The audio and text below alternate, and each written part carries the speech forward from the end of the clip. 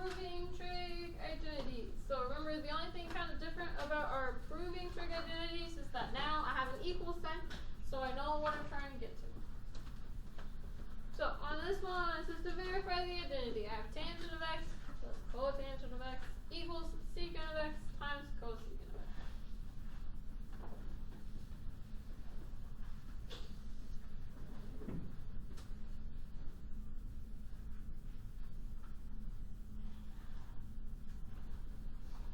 So which side do we want to start with?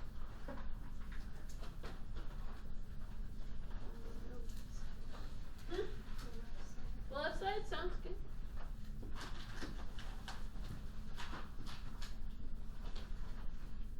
And what do we want to do with that?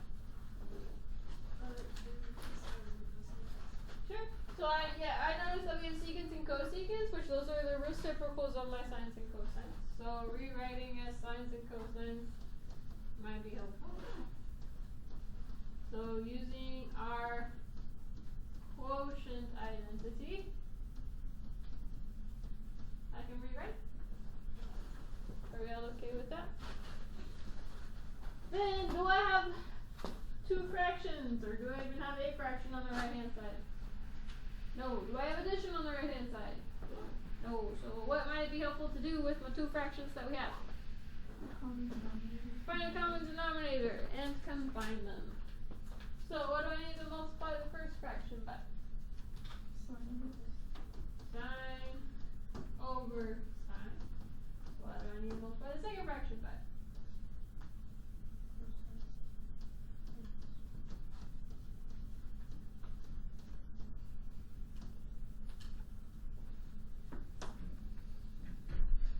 So sine times sine gives us Sine squared. divide. Now I should have sine times cosine. Plus cosine squared.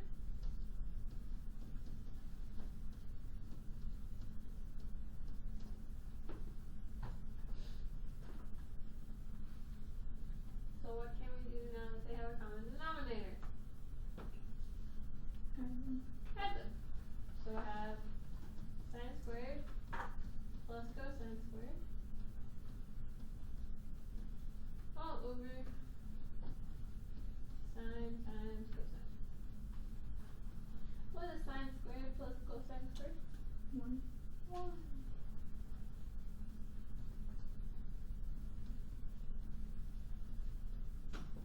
Well, we at least have gotten rid of our addition now, yes? Okay, so what is 1 over sine? Cosecant. And what is 1 over cosine? Secant. And this is multiplication, and multiplication is what? Does our order matter in multiplication? No, because it's commutative. So is cosecant times secant the same thing as secant times cosecant? Yeah.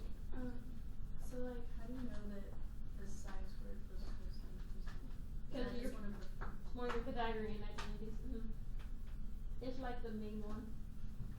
So if you're only gonna know one of them, know that one. Because your 1 plus tangent squared and your secant squared also come up, but that one comes up the most often. Other questions?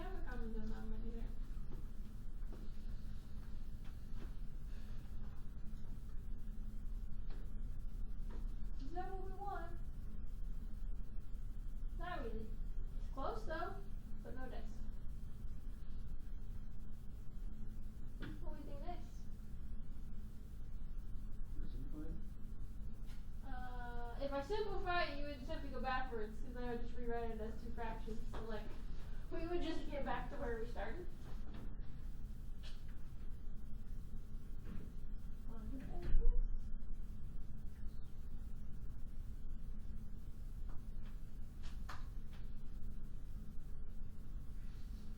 Okay, so one of our new strategies that you can put underneath your little strategy tab is to multiply by a strategic 1.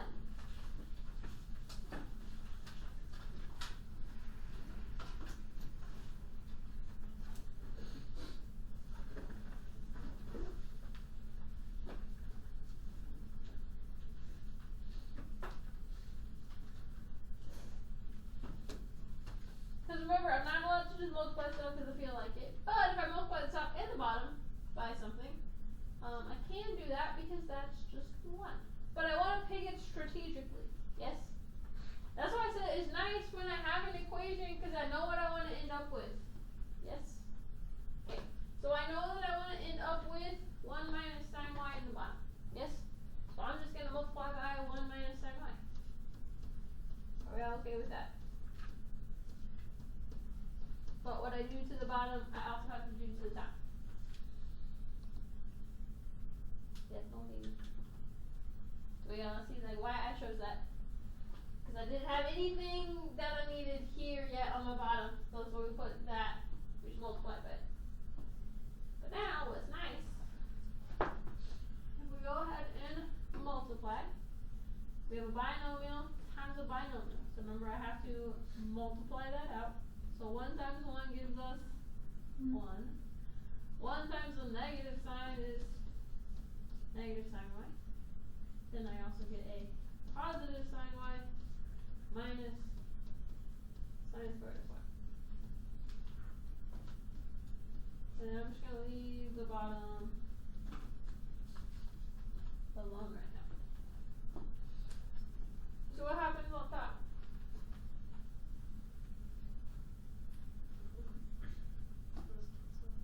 They add to 0. But what do we know about 1 minus sine squared of y? Cosine squared? It is. So remember with our Pythagorean theorem, or any of them, we are allowed to rewrite those. So since sine squared plus cosine squared equals 1, that means that if I subtract sine squared from both sides, right? 1 minus sine squared equals cosine squared. And I have y, so that's okay. But now that's nice because what do we have on top and bottom? Cosine. A cosine. So now that's going to reduce to 1. So one of those reduced into that. And we're left with cosine over 1 minus sine, which is what we want. It also would have worked out the exact same way if we had chose to multiply a cosine over a cosine. You would have just done it the other way. We instead of plugging in cosine squared for 1 minus sine squared, we would have plugged in 1 minus sine squared, and then you would have had to factor it and reduce your factors. But most of the time, I think that y'all are usually better at the multiplying part than you are the factoring part. So that's why you usually want to pick the one that already has the addition or subtraction in it if you're going to multiply by one of them.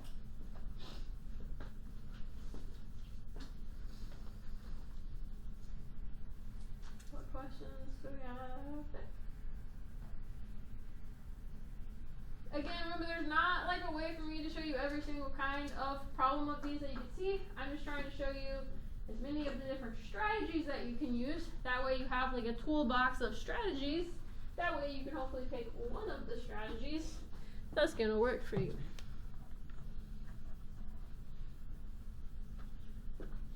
Alright, let's see. Yeah, we have one last one.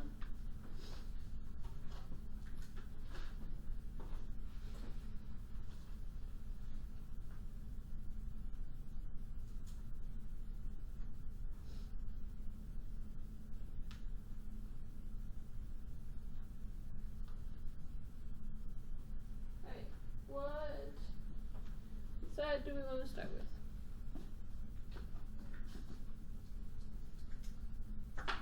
It actually doesn't matter. Let's see. So I have cotangent squared of theta divided by 1 plus cosecant of theta.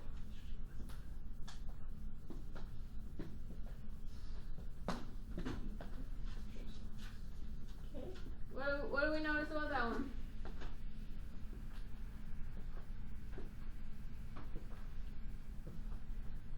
What do we have on top? We have cotangent squared. Okay, what is cotangent squared equal to? Or like, what's our Pythagorean theorem that has cotangent in it? 1 plus cotangent squared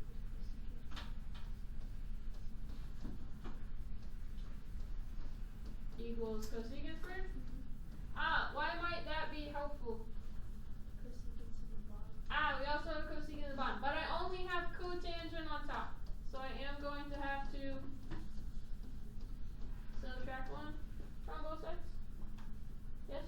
So notice that my cotangent squared is going to equal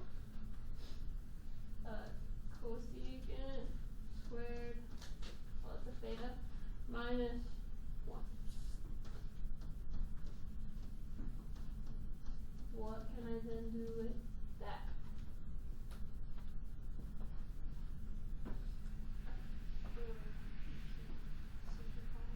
How so? You take 1 cosecant out of the bottom.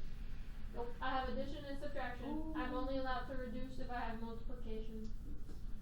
So I agree, I want to simplify, and so it means I need multiplication. Right now I don't have multiplication. What can I do in order to make there be multiplication? Factor out a cosecant. I can't factor out a cosecant because that one doesn't have cosecant. Can I factor that another way?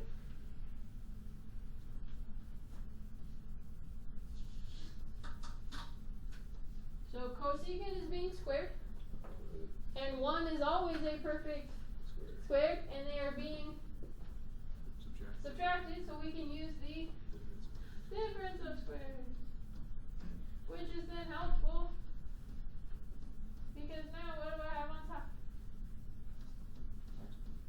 Multiplication, and one of my factors is now 1 plus cosecant. Yes? So now what happens? Now can I simplify? Yeah, now I'm allowed to reduce. And I'm left with cosecant of theta minus 1. Then what? That's pretty simplified, yeah? Okay.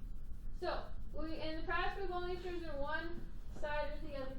So your last strategy for your proving is to work with both sides separately.